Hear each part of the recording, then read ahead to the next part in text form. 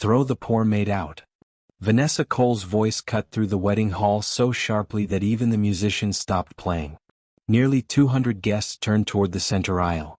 Grace Miller stood beneath the flower-covered arch, holding a piece of torn white lace in one hand. The gray uniform she had worn since sunrise was stained with dust. A thin scratch crossed her cheek. In front of her, Vanessa's wedding veil hung unevenly from her blonde hair. Half of it dragged across the floor. "You ruined it," Vanessa said. "You put your filthy hands on my veil, and now you're standing there pretending you helped me." Grace swallowed. Everyone was watching her. "I pulled you back because the frame moved," she said quietly. The metal support was coming down. Vanessa looked toward the arch. It appeared perfectly still. "Do you think I'm stupid?" "No, ma'am." "Then stop lying." Vanessa turned toward the venue manager. "Get security. I want her removed before the ceremony begins." The manager hesitated. Grace had worked at Willowbrook Estate for 3 years. She cleaned rooms, washed dishes, carried boxes, and sometimes stayed past midnight when weddings ran late. She had never been accused of stealing, fighting, or causing trouble. But Vanessa Cole was marrying Daniel Hale, whose family had paid more than most people earned in 5 years for that afternoon. The manager took one uncertain step toward Grace. Then Margaret Hale moved between them. The groom's mother was 62, dressed in a dark blue gown with a small silver pin at her shoulder. She did not raise her voice. She did not need to. "No one is throwing her anywhere." Vanessa blinked. "Margaret, she destroyed my veil." Margaret looked at Grace's scratched face. Then she looked at the torn lace clenched in Grace's hand. "What happened?" "I saw the arch shake," Grace said. "A little girl had run behind the curtain. I went to move her. Mrs. Cole stepped backward and the lace caught on my sleeve. She grabbed me," Vanessa snapped. Grace's eyes lowered, but she did not apologize for something she had not done. Margaret noticed. Vanessa crossed her arms. "This is my wedding. I am not standing at the altar while some careless maid wanders around after ruining a custom veil." Margaret stepped closer. "And this is my son's wedding. I will not begin it by allowing a woman to be humiliated for doing her job." A low murmur passed through the guests. Vanessa's mother, Diane Cole, hurried forward. "Surely we can handle this privately." "She made it public," Margaret replied. Daniel appeared at the end of the aisle. He had heard the shouting from the groom's room. "What's going on?" Vanessa rushed to him and lifted the torn veil.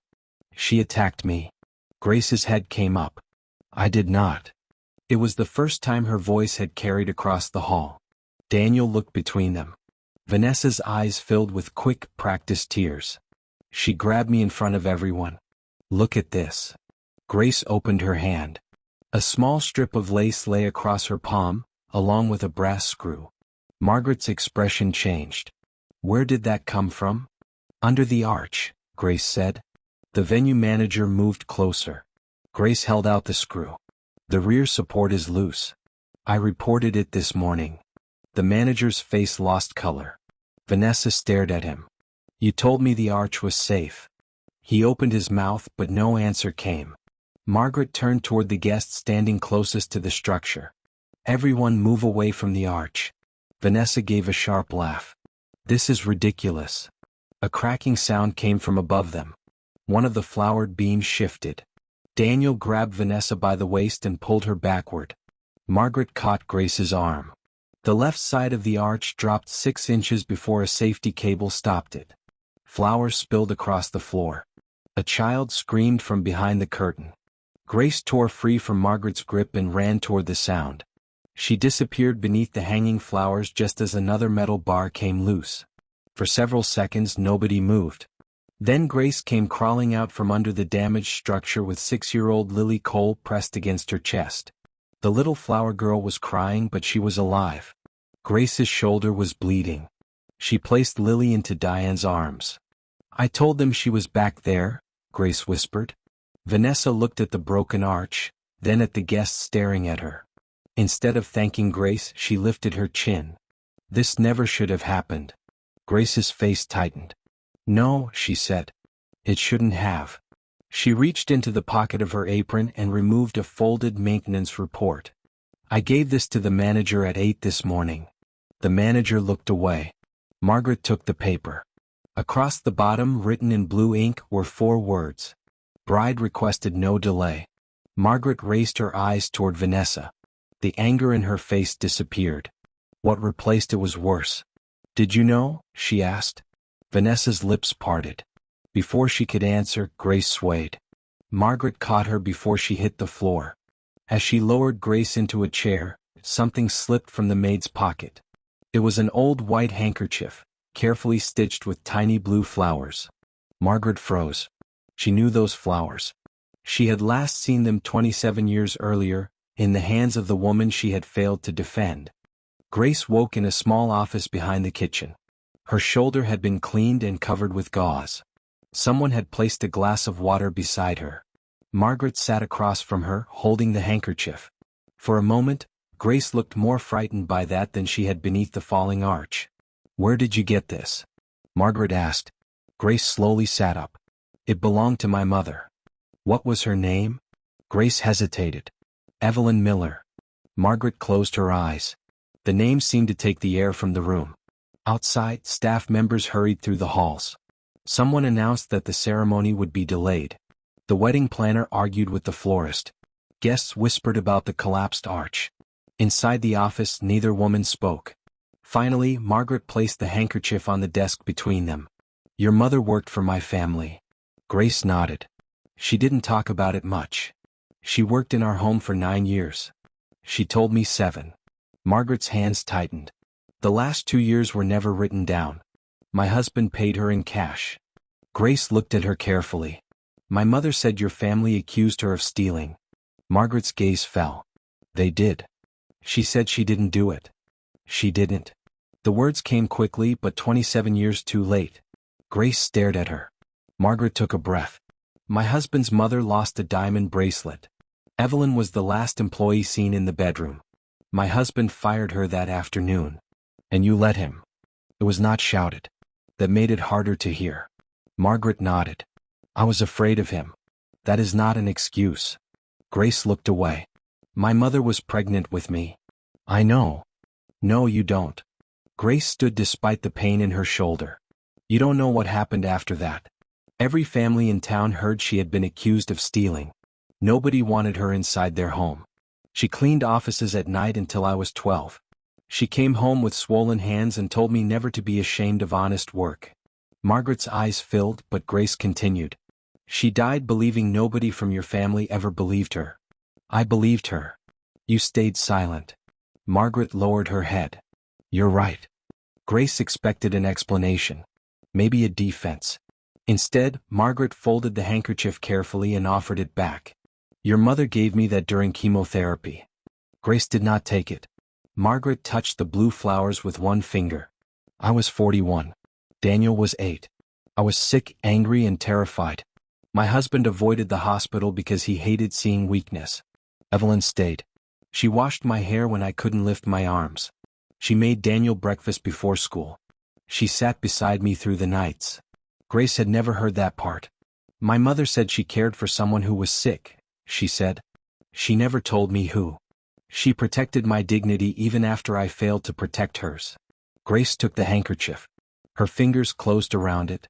A knock sounded at the door. Daniel entered, still wearing his tuxedo jacket. "The paramedics want to look at your shoulder." "I'm fine."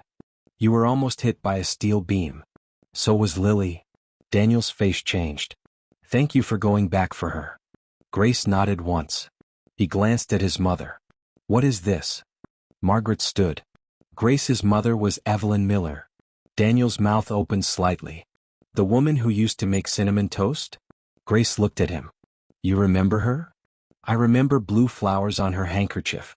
And I remember she sang when Mom was sick." Margaret looked toward the closed door.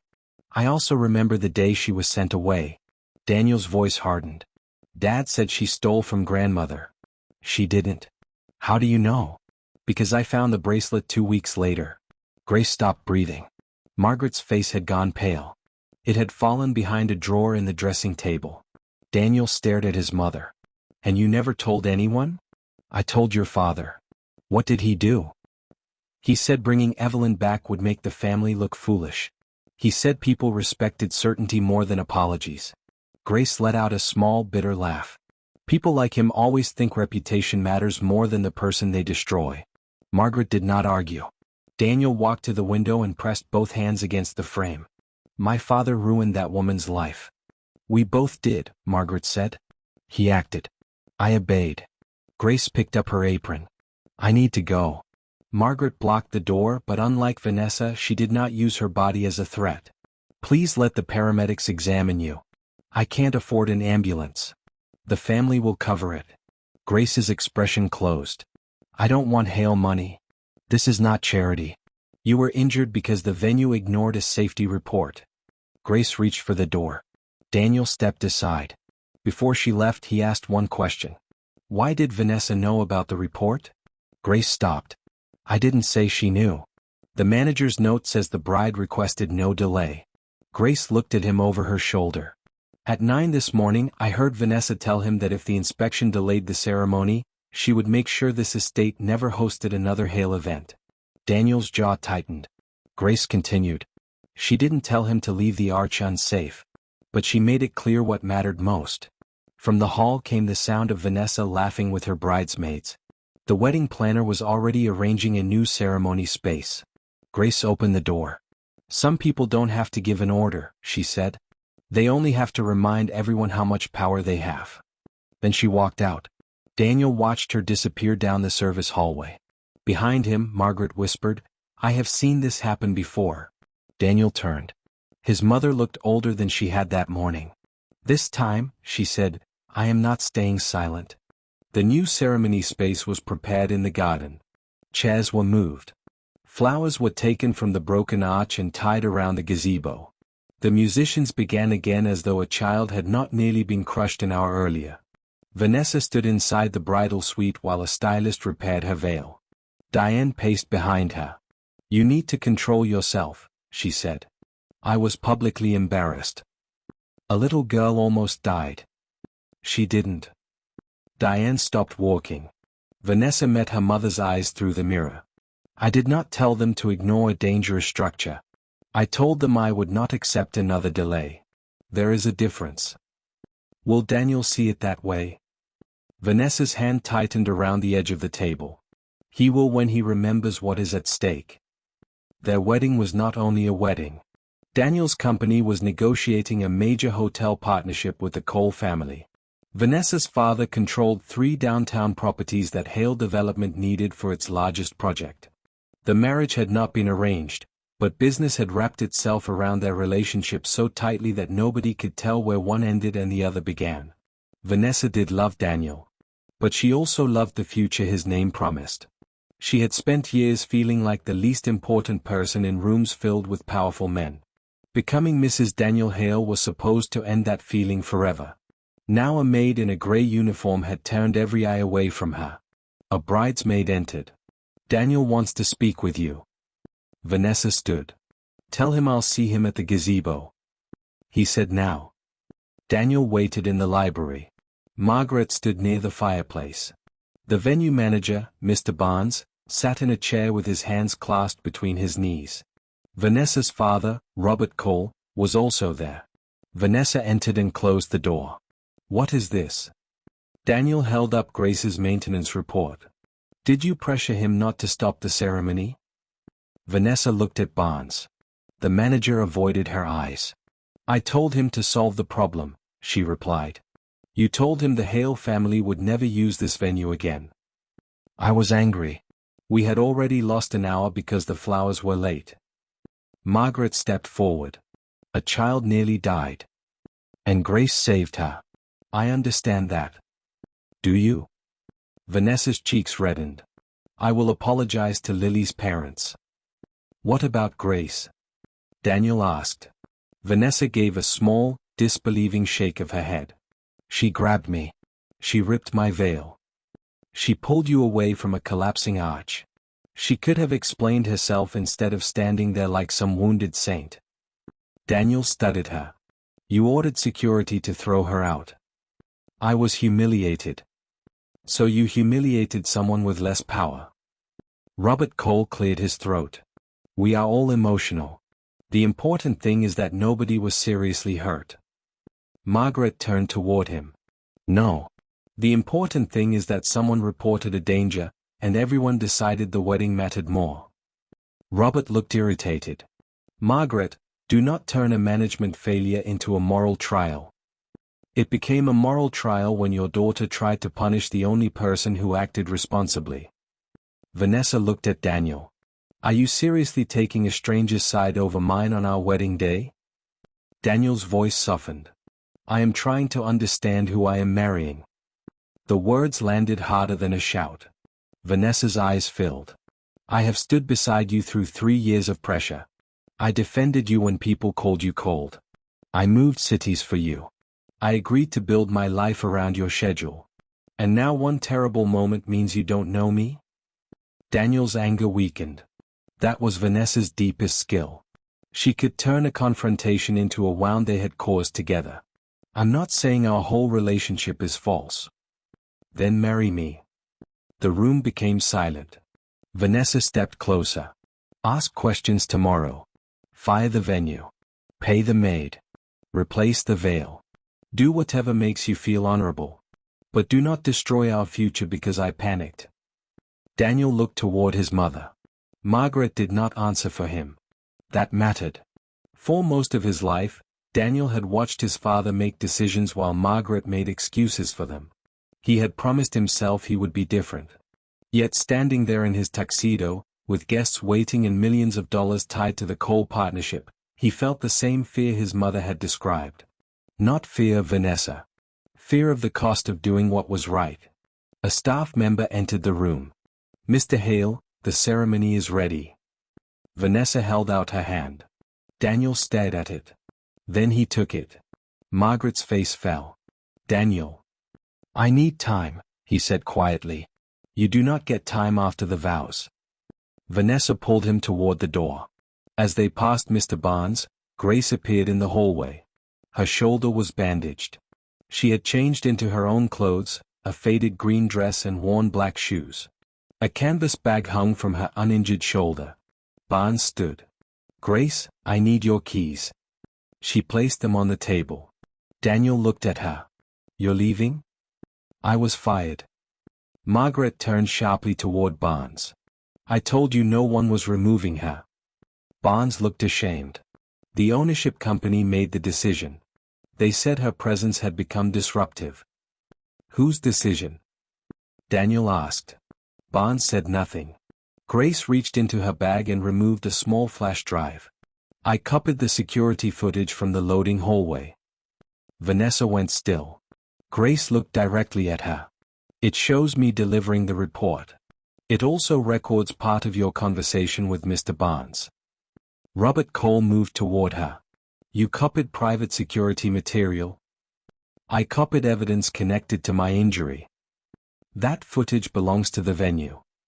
Then the venue can explain why they were preparing to erase it. Barnes stared at her. Grace continued. The system automatically deletes unsaved footage after 48 hours. Someone changed it to delete tonight. Daniel released Vanessa's hand. Who? Grace looked at Barnes. The manager's face broke.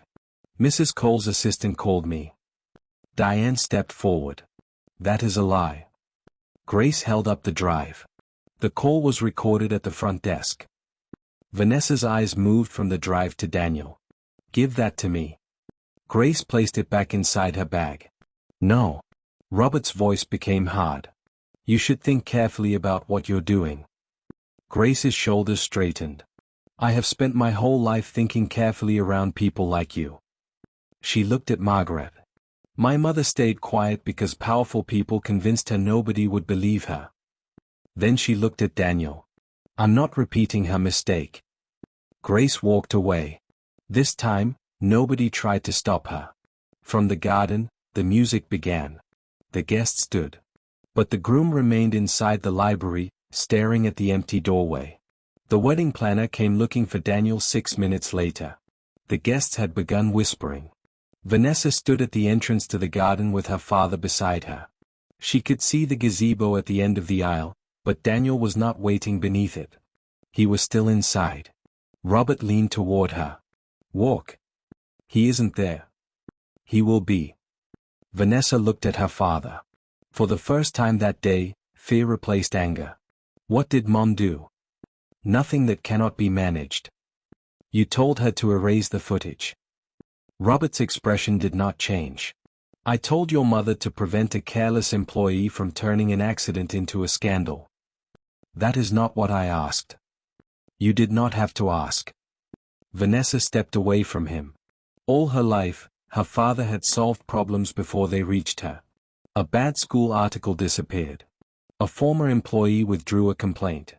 A boyfriend who threatened to share private messages received a legal letter and vanished. Vanessa had always told herself she was not responsible for the methods. She was only protected by them. Now she understood how easily protection became permission. Inside the library, Daniel removed the flower from his jacket. Margaret watched him set it on the desk. I almost walked outside, he said. I know. I kept thinking about the guests. The company. The contracts. Margaret nodded. That is how silence begins. Not because you agree with the wrong thing. Because the right thing seems too expensive. Daniel looked at his mother. Why didn't you tell Evelyn the bracelet had been found? Margaret sat slowly. Your father threatened to take you away from me. Daniel frowned. We were married. He had lawyers. Money. Friends on every board in the city. I was sick, and he told me a judge would never leave a child with a mother who might die.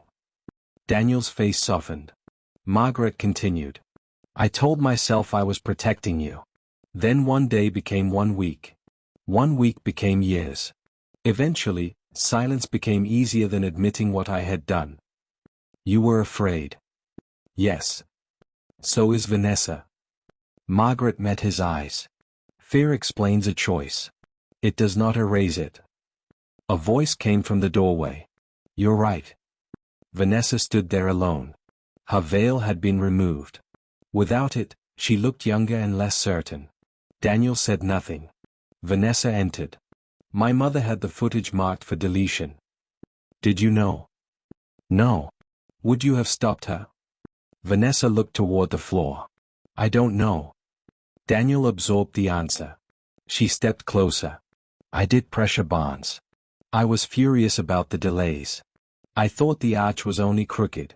He said maintenance could secure it without stopping anything. Barnes, still sitting near the wall, raised his head. That isn't what I said. Vanessa turned. You told me it was probably fine. I said I needed to close the room until the support was inspected. Her voice rose. You said that after I had already paid for the flowers, the guests, the photographs, everything. I said a moving structure was a safety risk. You should have insisted. Barnes stood. I should have. But I was afraid you would cost 23 people their jobs. Vanessa stared at him. The truth moved around the room, refusing to belong to only one person. Barnes had ignored the report. Vanessa had applied the pressure. Diane and Robert had tried to destroy the evidence. Daniel had almost walked to the altar anyway. Margaret had once remained silent while another innocent woman lost everything. Grace was the only person who had acted without protecting herself first. Daniel picked up his phone. What are you doing? Vanessa asked. Calling Grace. She won't come back. I'm not asking her to. Grace answered on the 4th ring. Her voice was guarded. Hello? It's Daniel Hale. I know. I need the footage. A pause. For what? To give it to the police and the insurance investigator. Vanessa closed her eyes. Daniel continued. I also want you to file a formal statement about what happened. You want me to help your family punish her? No. I want you to tell the truth. Whatever it costs us. Grace was silent. Then she asked, Is the wedding continuing? Daniel looked at Vanessa. No. Vanessa's face crumpled. Daniel's voice remained gentle. I cannot make a lifelong promise while asking everyone else to forget what happened today. He ended the call. Vanessa pressed one hand against her mouth. Robert entered behind her. What did you just do? Daniel faced him. I stopped the wedding. You are making a catastrophic mistake. No. I nearly made one. Robert pointed toward the garden. There are investors outside. Reporters. City officials. You think they will admire your principles? They will smell weakness. Margaret stood beside her son. Then let them. Robert's eyes moved to her. You should understand better than anyone what reputation protects. Margaret touched the silver pin on her dress. It had belonged to her late husband. For 20 years, she had worn it at formal events because people associated it with the Hale family. She removed it. My husband believed reputation protected power. She placed the pin on the desk. Evelyn Miller taught me that character protects people. Robert laughed without humor. You are destroying a partnership over a maid. No, Daniel said. We are ending a partnership because you think calling her a maid makes the truth smaller. Outside, the music stopped. The guests began turning in their seats as Daniel walked into the garden alone. He stood beneath the empty gazebo. Vanessa watched from the doorway. Daniel looked at the faces gathered before him. There will be no wedding today. A wave of shock moved through the crowd. He continued. A member of the staff reported a serious safety problem this morning. That warning was ignored. A child and an employee were nearly killed. Afterward, there was an attempt to remove evidence.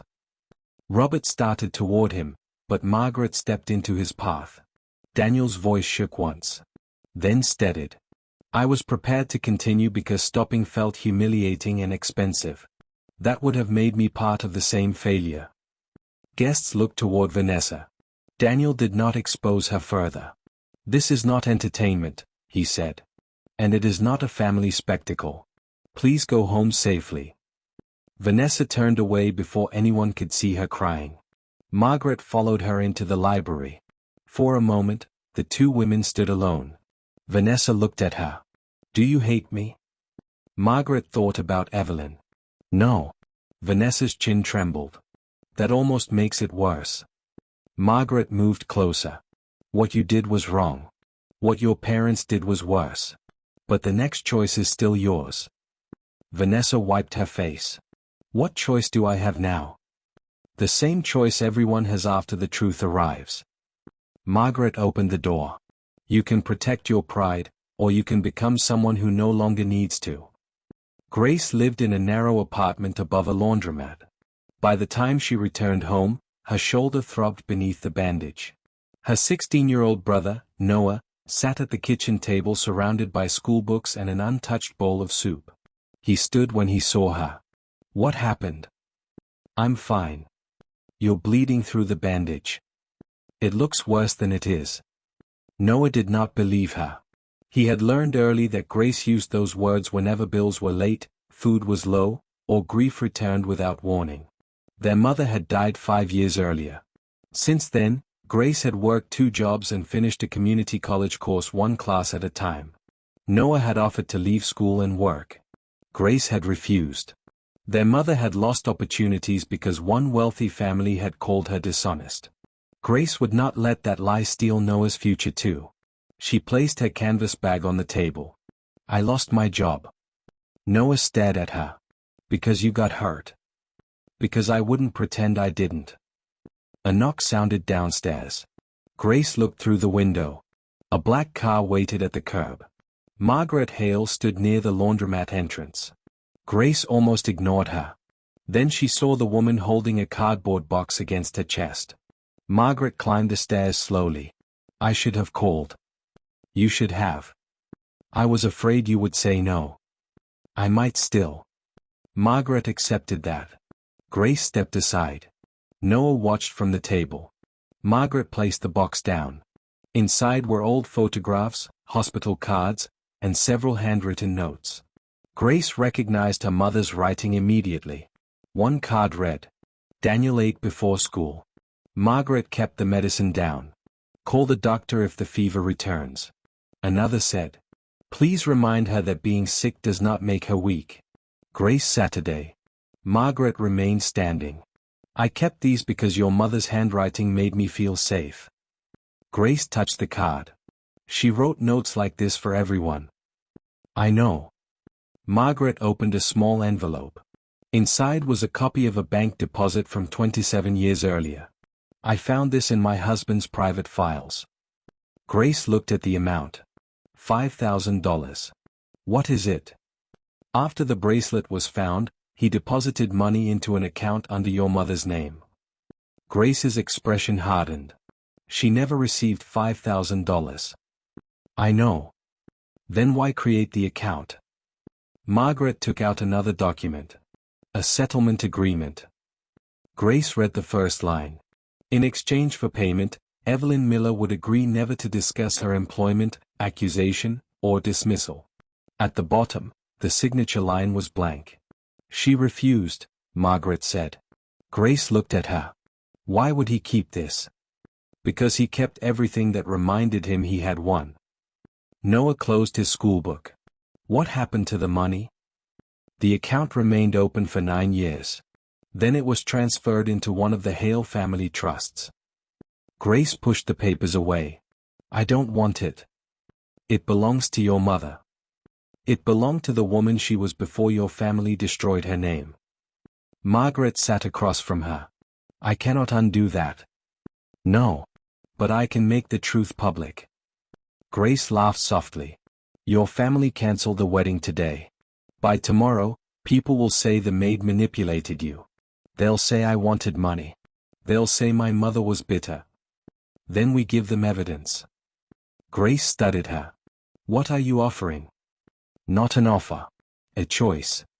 Margaret placed the photographs beside the agreement. We issue a public statement. We name what happened to Evelyn. We release the documents. We return the money with the interest it earned. No. Grace. No. Not unless you tell the whole truth. Margaret became still. You want me to say I knew? Yes. I will. You want to say that now. But when the reporters ask why you waited 27 years, you will want to blame your husband. I was afraid of him. And my mother was afraid of losing her home. She still refused his money. Margaret's eyes filled. Grace leaned forward.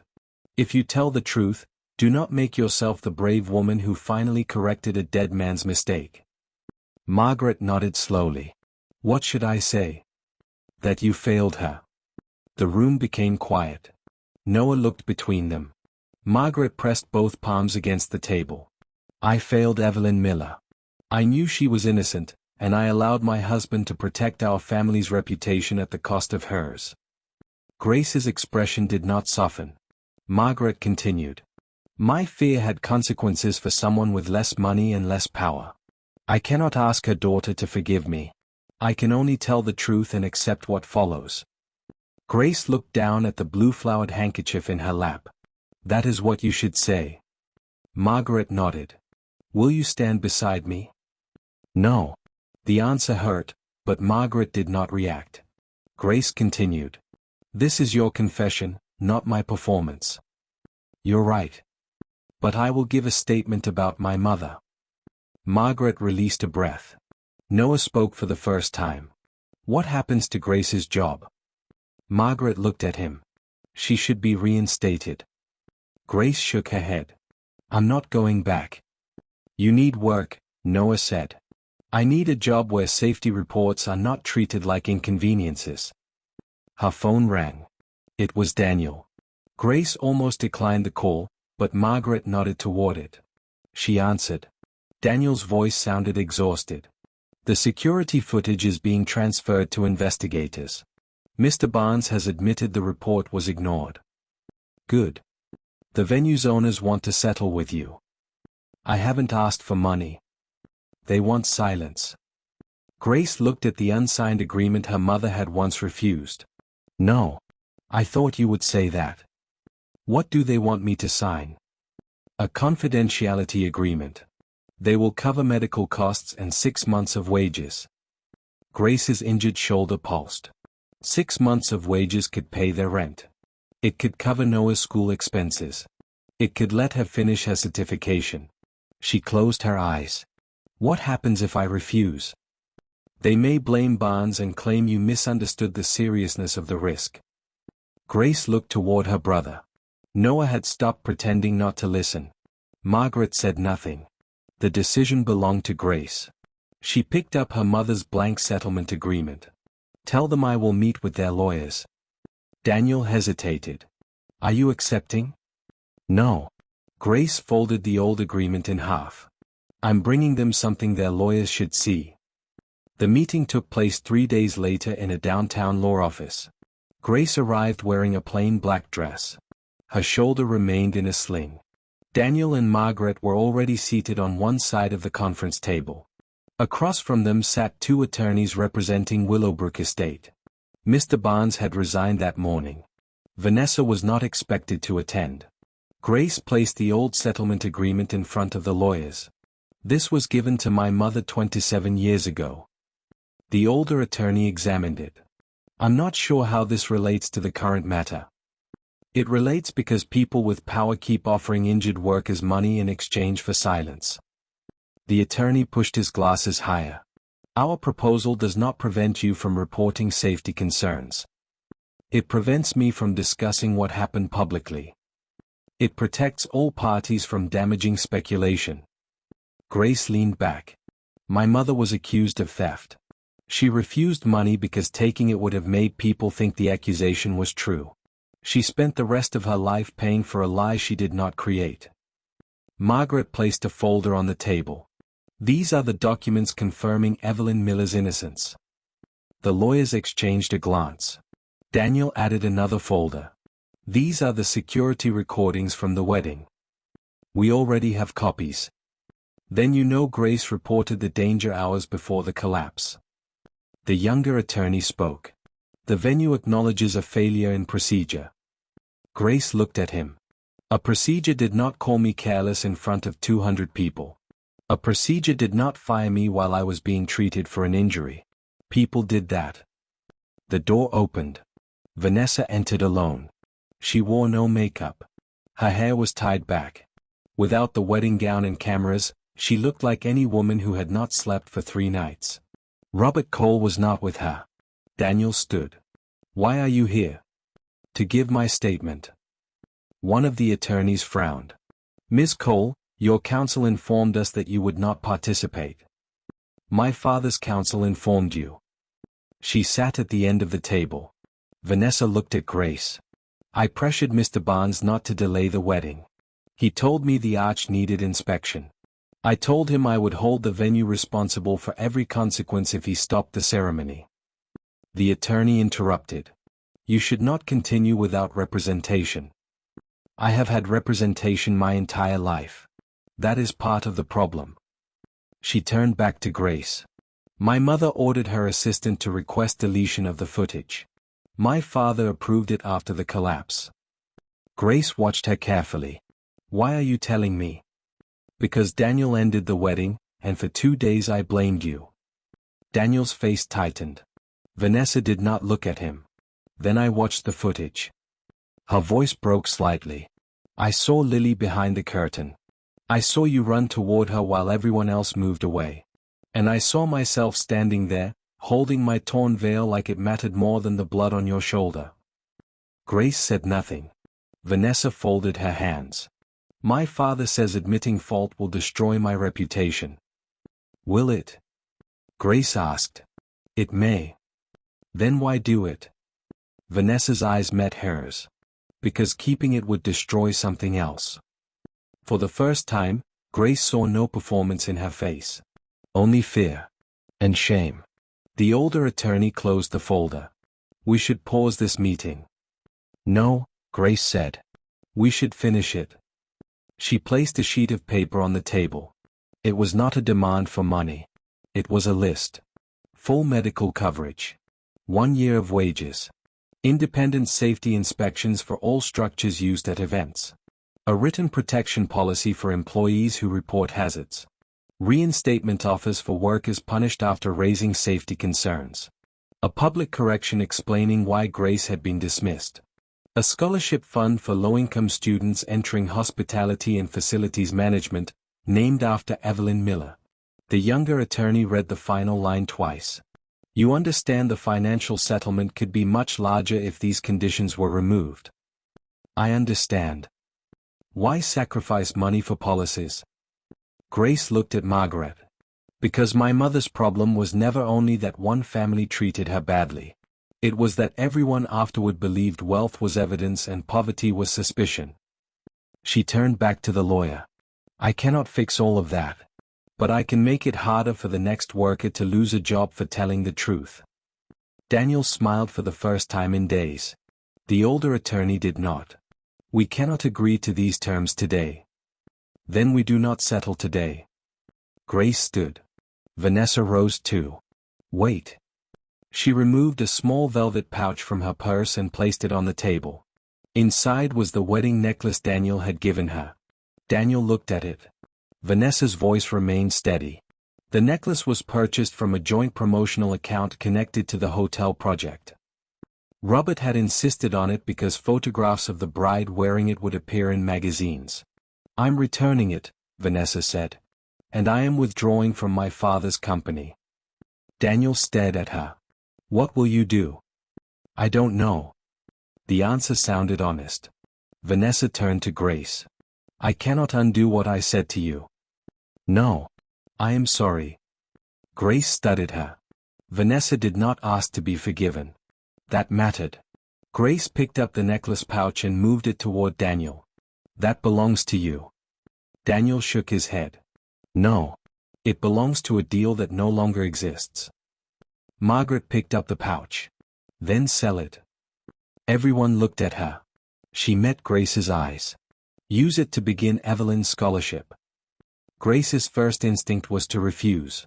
Then she imagined her mother returning from a night shift, rubbing her swollen hands while Grace finished homework at the kitchen table.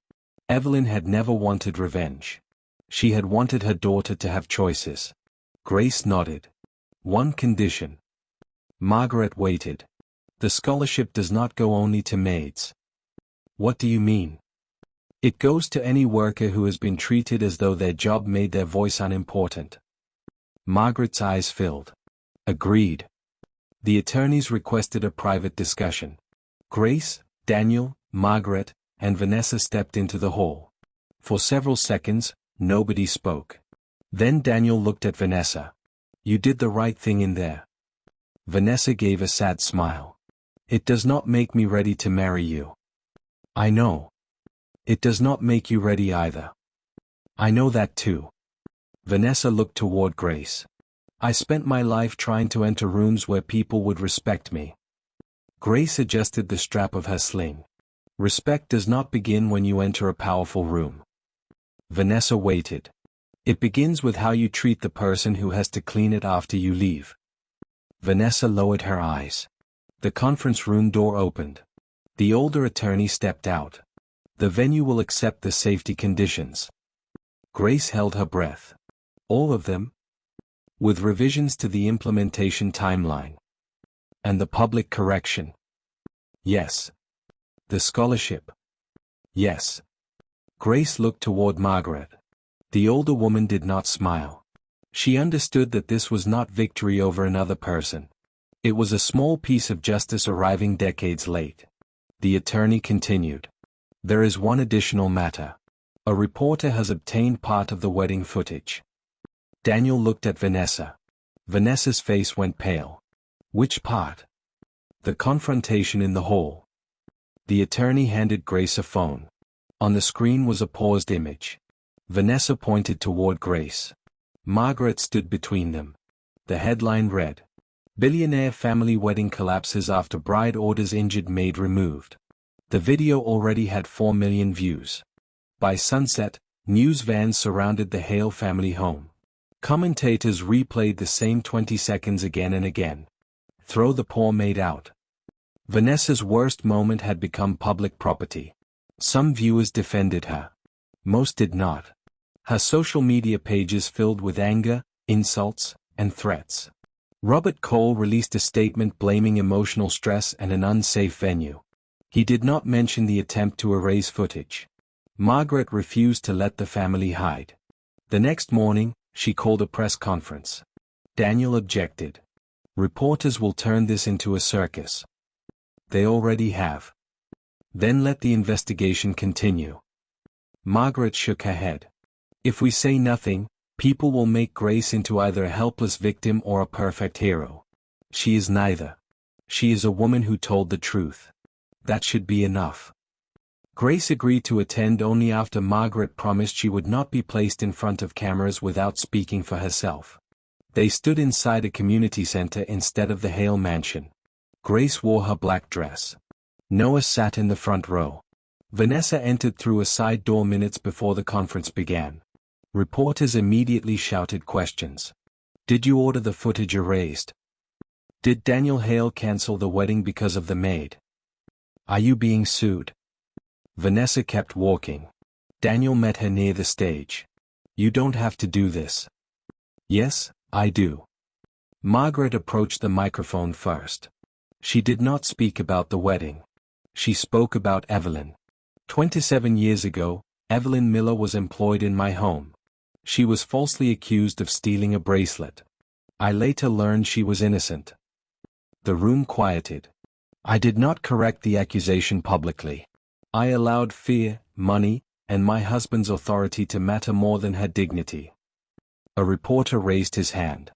Was Evelyn Miller related to Grace Miller? She was her mother. The cameras turned toward Grace. Margaret continued.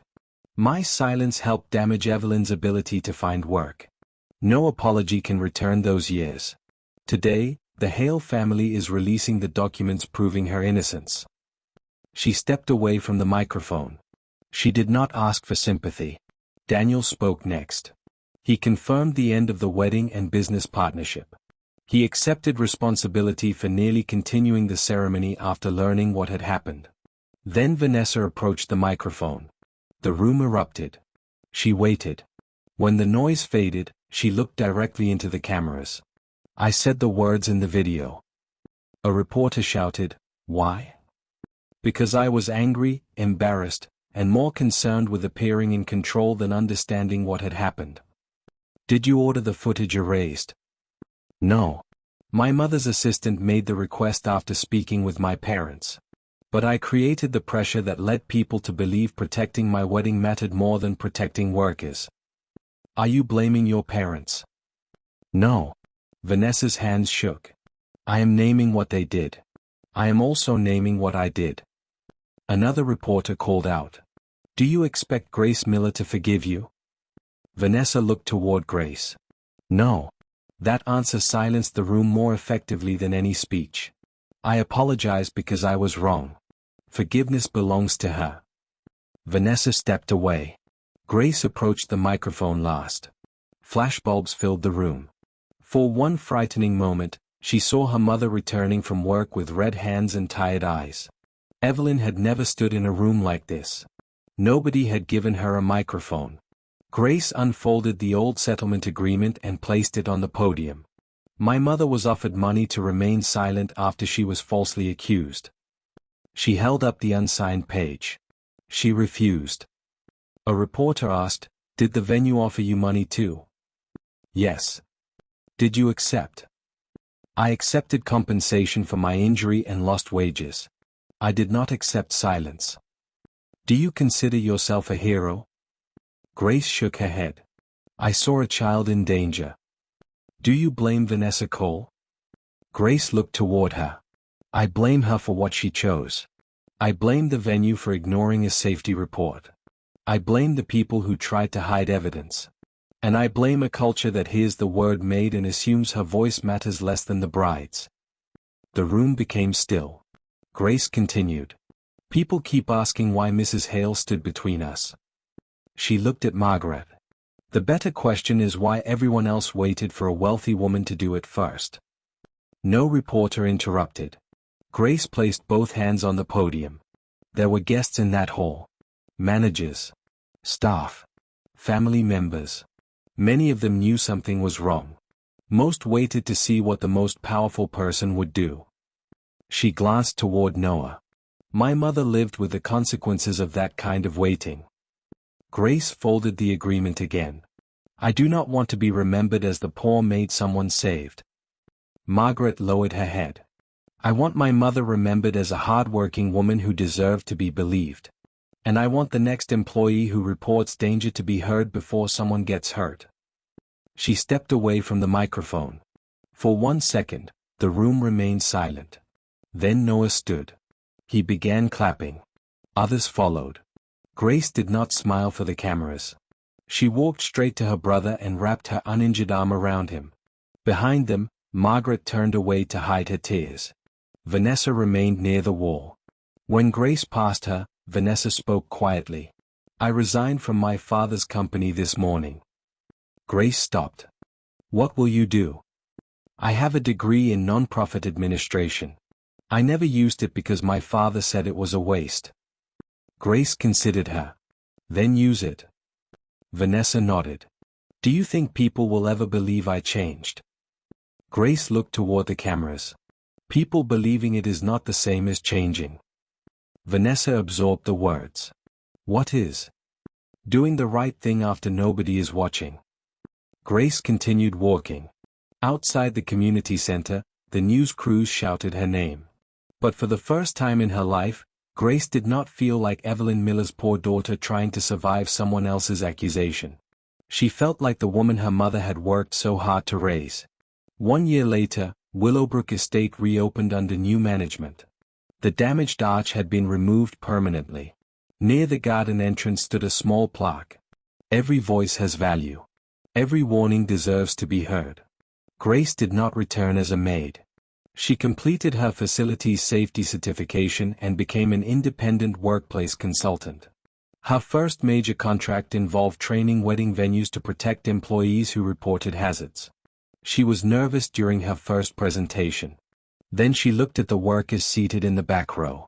Cleaners, servers, dishwashers, maintenance staff.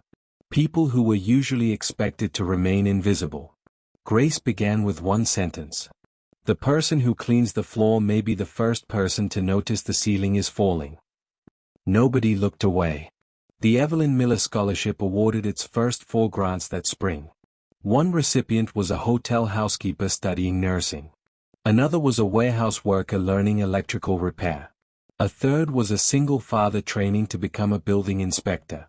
The fourth was Noah. He tried to refuse. This should go to someone who needs it more. Grace looked around their kitchen. The walls still shook when the laundromat machines entered the spin cycle. You need it. You already gave up enough for me. That is not how family works. Noah smiled. Mom would have argued with you. Mom argued with everyone. She would have liked Margaret. Grace looked at the blue-flowered handkerchief framed above the table. Eventually, Margaret visited once a month. At first, Grace believed she came because guilt needed somewhere to go. Over time, the visits changed. Margaret helped Noah practice for college interviews. Grace taught Margaret how to make Evelyn's cinnamon toast without burning the edges. Sometimes they spoke about the past. Sometimes they did not. Forgiveness never arrived as one dramatic moment. It came in smaller decisions. Grace allowed Margaret through the door. Margaret arrived without expecting comfort. Trust grew slowly, like something planted in damaged soil. Daniel sold his share of the Cole Hotel project. The financial loss was serious, but not ruinous. For the first time, he stopped building his life around what his father might have respected. He and Vanessa did not reunite. They met twice after the press conference. Both conversations were kind. Neither pretended love could erase what they had learned about each other. Vanessa moved to another city and began working for an organization that helped hospitality workers report wage theft and unsafe conditions. 4 months, people accused her of repairing her image. She kept working. She stopped posting about it. Grace heard about Vanessa's work through someone else. That was when she began to believe it might be real. Robert and Diane Cole never publicly admitted ordering the footage removed. Their attorney negotiated a civil settlement with the venue. Their relationship with Vanessa remained distant. Grace did not celebrate their family's pain.